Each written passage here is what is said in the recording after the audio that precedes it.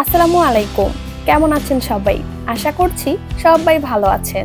শিশুর সঠিক বৃদ্ধি ও পুষ্টির জন্য নির্দিষ্ট সময় অনুযায়ী সলিড খাবার শুরু করা খুবই গুরুত্বপূর্ণ।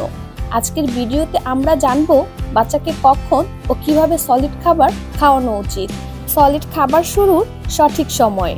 বিশ্ব স্বাস্থ্য সংস্থা WHO এবং শিশুরোগ বিশেষজ্ঞদের মতে শিশুর 6 মাস পূর্ণ হওয়ার পর তাকে ধীরে ধীরে সলিড খাবার খাওয়ানো শুরু করা উচিত।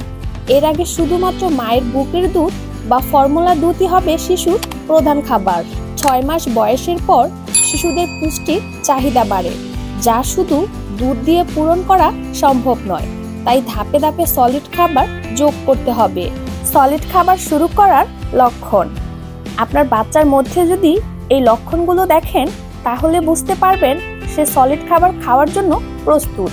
নাম্বার 1, মাথা সোজা রেখে বসতে পারলে।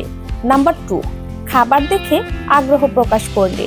নাম্বার 3, খাবার মুখে দিলে চুষে না খেয়ে গিলে ফেলতে পারলে। নাম্বার 4, নিজের হাত দিয়ে খাবার ধরার চেষ্টা করলে। কিভাবে সলিড খাবার শুরু করবেন? নাম্বার 1, একটি খাবার দিয়ে শুরু করুন। প্রথমে খুব সহজপাচ্য, নরম এবং পাতলা খাবার দিন, যেমন ভাতের মাড়, পাতলা সুজি, মসুর ডালের পাতলা স্যুপ।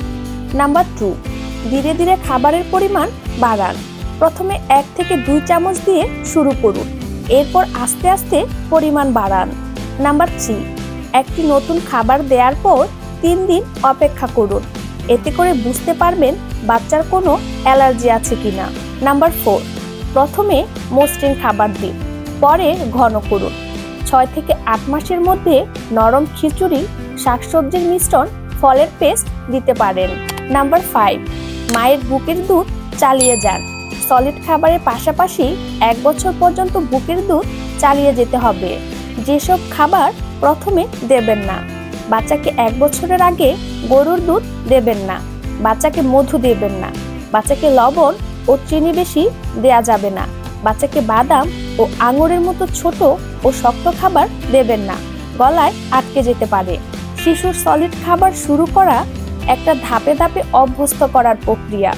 ধৈর্য ধরে তাকে নতুন স্বাদের সাথে পরিচয় করান এবং আনন্দের সাথে খাওয়ানোর অভ্যাস গড়ে তুলুন। আজকে এ পর্যন্তই।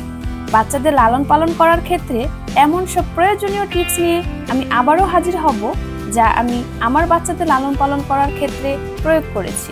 আশা করছি ভিডিওটি আপনাদের উপকারে আসবে।